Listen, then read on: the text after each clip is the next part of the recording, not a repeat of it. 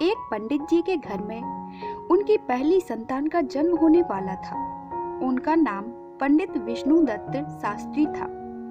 पंडित जी ज्योतिष के प्रकांड विद्वान थे और उन्होंने दाई से कह रखा था कि जैसे ही बालक का जन्म हो, नींबू प्रसूति कक्ष से बाहर लुढ़का देना।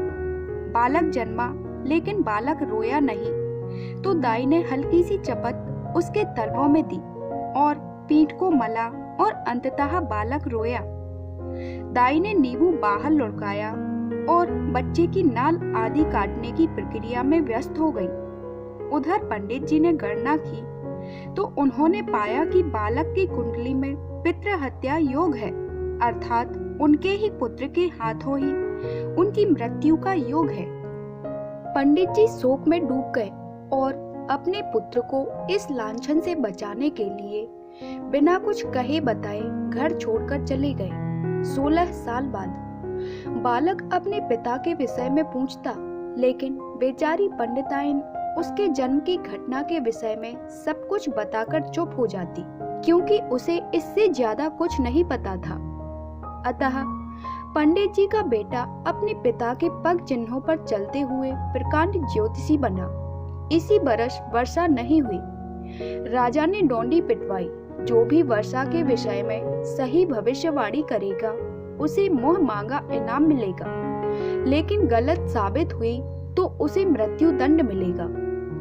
बालक ने गणना की और निकल पड़ा, लेकिन जब वह राज दरबार में पहुंचा तो देखा एक वृद्ध ज्योतिषी पहले ही आसन जमाए बैठे हैं। राजन, आज संध्या काल में ठीक 4 बजे वर्षा होगी, वृद्ध ज्योतिषी ने कहा। बालक ने अपनी गणना से मिलान किया और आगे आकर बोला, महाराज, मैं भी कुछ कहना चाहूंगा। राजा ने अनुमति दे दी। राजन, वर्षा आज ही होगी, लेकिन 4 बजे नहीं, बल्कि 4 बजकर कुछ पलों के बाद होगी।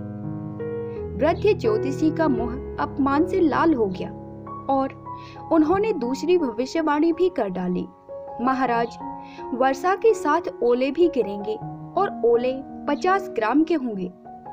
बालक ने फिर गणना की। महाराज, ओले गिरेंगे, लेकिन कोई भी ओला 45 से 48 ग्राम से ज्यादा का नहीं होगा। अब बात ठन चुकी थी। लोग बड़ी उत्सुकता से शाम का इंतजार करने लगे। 3:30 तक आसमान पर बादल का एक कतरा नहीं था, लेकिन अगले 20 मिनट में क्षितिज से मानो बादलों की सेना उमड़ पड़ी। अंधेरा सा छा गया, बिजली कड़कने लगी, लेकिन 4 बजे पर भी पानी की एक बूंद न गिरी। लेकिन जैसे ही 4:02 हुए, धरासार वर्षा होने लगी। वृद्ध ज्योतिषी ने सिर झुका लिया। आधे घंटे के बाद ओले गिरने शुरू हुए। राजा ने ओले मंगवाकर तुलवाए। कोई भी ओला 50 ग्राम का नहीं निकला। शर्त के अनुसार सैनिकों ने वृद्ध ज्योतिषी को गिरफ्तार कर लिया और राजा ने बालक से इनाम मांगने को कहा। महाराज, इन्हें छोड़ दिया जाए, बालक ने कहा। राजा के संकेत पर वृद्ध ज्योतिषी को मुक्त कर दिया गया। बजाय धन संपत्ति मांगने के तुम इस अपरिचित वृद्ध को क्यों मुक्त करवा रहे हो?